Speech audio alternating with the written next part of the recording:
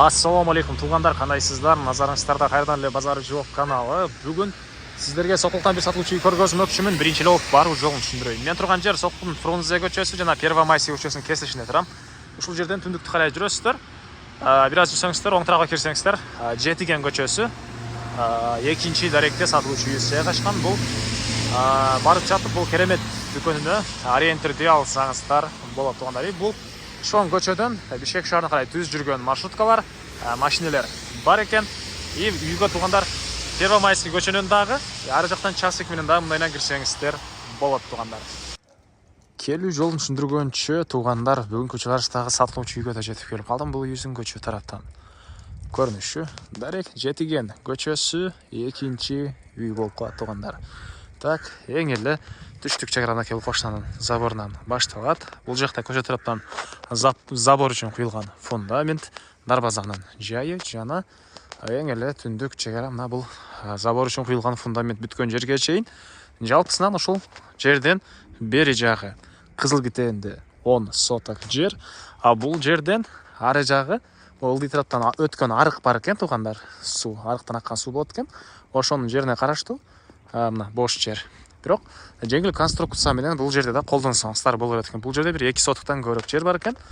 Жеңил конструкция менен мал байлап же болбосо ушул сыяктуу бир жер жемиш эгип колдонсоңуздар болот. Курулушка эмес.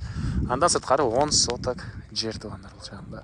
Электр энергиясы бар, суу бар экен тугандар, скважина менен чыгарылган суу. Жолдор мынакей кенен. Документи боюнча кызыл китеби бар жана бул жерде тугандар узун туурасы 13кө 11 болгон үйүбүз 140 квадрат метр болуп калат экен тугандар. Стенасы кирпич жана Баткен облусунда көпчүлүк элдер салган сынч деген метод менен салынган тугандар. Мондай двухсторонний сынч деп коет экен.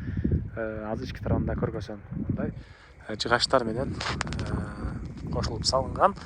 Негизинен сейсмопояс колоннанан деле бул жер кыймылдоого чыдамдуураак болот деген оюн айтты ээси. Дагы Баткен облусунан деле көргөндөр көп бизди. Оюңуздарды комментарийге ушул сынч үй боюнча да жазып кетсеңиздер болот тугандар. Бул үйүздүн түндүк тарабынан көрүнүшү. Так, дагы эмне маалыматы? Алды тарабына келгенен төрүндө тугандар мал сарайы бар. Мал сарайы мына пескоблок менен салынган жана сейсмопояс колонналар куюлуп, негизинен өйдө тарабына чөп басканга синевал деле кошулганга дагы болот. Сейсмопояс колонналар куюлган. Негизинен бунун мал сарайдын фундаменти тугандар 20га 12 экен. Азыркы учурда 10га 12си бүтүрүлгөн учуру тугандар. Мынакей. Негизинен мындайдан фундамент. Сіздерге биринчи болуп үйдүн ички тарабын көргөзөйүн, андан соң короосуна чыгып да калган маалыматтарды бир чекеден көргөзүп берем тугандар. Так. Андан ары дагы эмне маалыматы? Бул жер кире бериш болсо керек тугандар, мынакей же кыскасы ушундай жери. Андан ары кызыл кирпич стена. Бул кире бериш прихожкасы экен тугандар. Мынакей ушул даражага чейин бүтүрүлгөн. Бул жактан 2 бөлмөсү азыркы учурда бүткөн. Ички ремонту деле азыр андай көргөзөм. Анан 2 жактуу двухсторонний сынч деген мынакей үйдүн ички тарабындагы дубал тарабынан дагы, бул сырткы тарабынан дагы жыгачтар орнотулат окшойт тугандар. Менин оюмча, мына ушундай 2 тараптуу двухсторонний сынч. Андан ары бул жер санузелдин бөлмөсү, душ, ванна, үйдүн ички тарабында жаткан бөлмөсү. Бул тарабында бир бөлмө, мынакей түндүк тарабынан терезе, колдору ылдый тарабы стяжка болгон.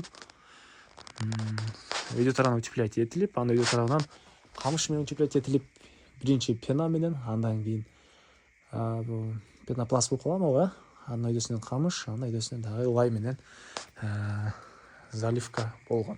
Киргенде бул тарапта холл тугандар, мынакей түштүк тарабынан мындай форточканын жайы, оң тарапта бир гостевой бөлмө, зал дейсизби, мынакей. Батыш тарабынан терезе, түндүк тарабынан терезе, ички тарабы моинтип шуу алган, ылдый тарабы стяжка болгон. Бул Койра холго чыгып, бул жактагы 2 бөлмөгө өтүп кете аласыз туугандар. Экөөсү спальный бөлмө экен. Окей. Экөөсү спальный бөлмө, чыгыш тарабынан терезе, көрүп тургансыздар да ремонт. И бул жагында дагы, окей. Көрүп тургансыздар да спальный бөлмө жайгашкан. Так. Ondan ары. Опс, biraz katı жапты ба? Так. Электропроводтор тартылып тур туугандар. Ondan ары.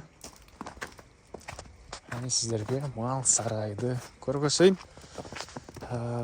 Негизинен мал менен да жакшы жер себептегенде мына келди тарабында полялар, жайыттар деле бар экен мал жайган бул тараптарында.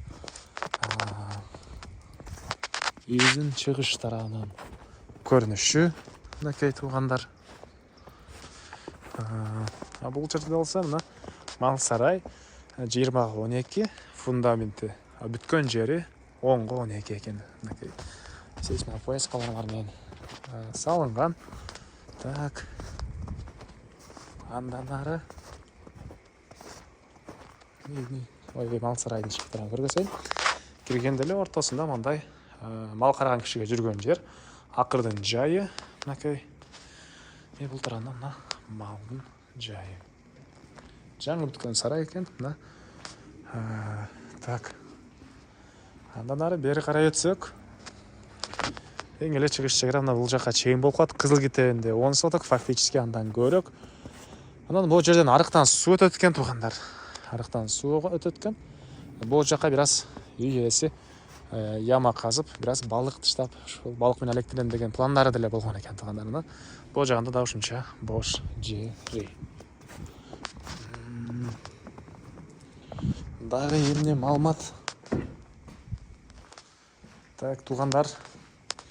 Бул үйдүн баасы $48,000 сурап атыптыр үйелери. Анан дагы сүйлөшүү болот. Ээсинин номери экранда жана описанияда ээсител деп жазылып турат. Звонок кылып сүйлөшүп көрүңүздөр. Дагы сүйлөшүүлөр болот. Бул видеону достор менен, группалар менен бөлүшсөңүздөр, мага бул үй ээсине чоң жардам берген болосуздар. Кийинки чыгышка чейин туугандар, саламатта калыңыздар.